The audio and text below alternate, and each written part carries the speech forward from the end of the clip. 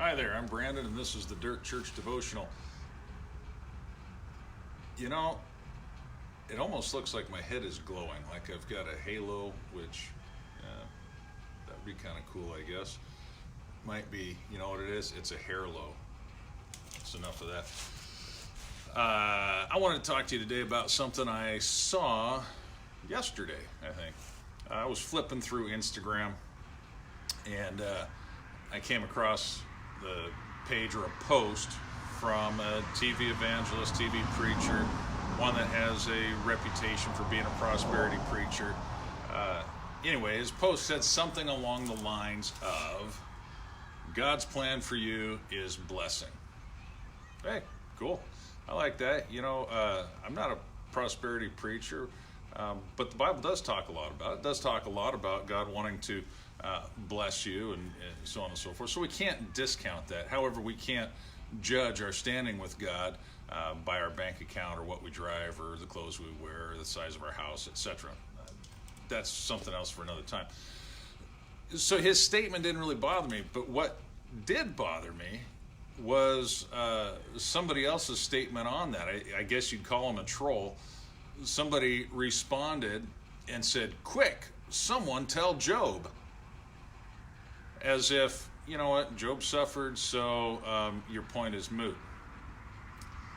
Let's take a look for a second at Job. Well, I don't have my Bible in my hand right now.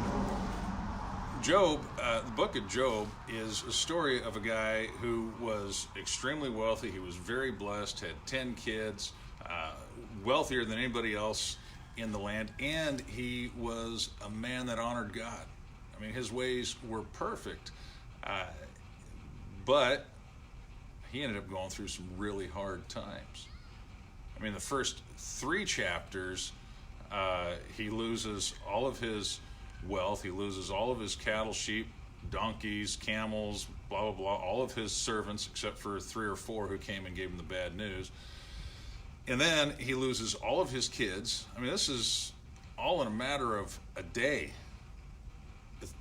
Sometime later, in chapter 2, he loses his health, and he's sitting in a garbage dump in ashes with broken pottery, scraping his sores. I mean, it's a sad story. And then chapter 3, his friends come around, and for 41 chapters, you've got this story of a guy that things just kind of go from bad to worse. He cannot explain it. He can't understand it. His friends are horrible. His wife isn't real supportive.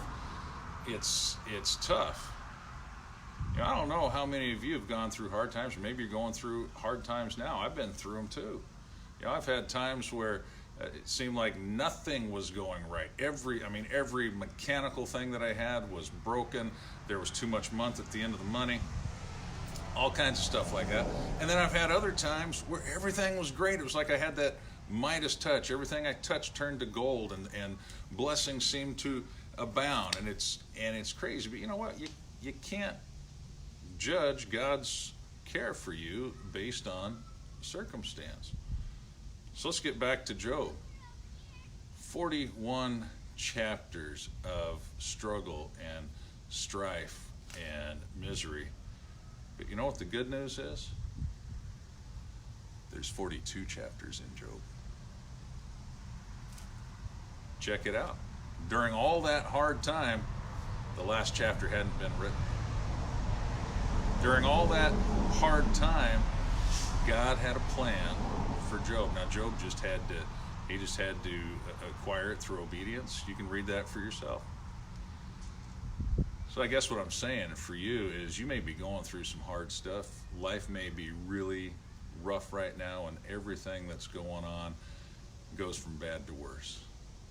But if you are still living and breathing, guess what? The last chapter hasn't been written, and it's coming. All right, let me just encourage you to hang on to God, to walk in obedience, faithfulness, trust Him. He's got it. All right, well, chew on that. We'll talk to you later.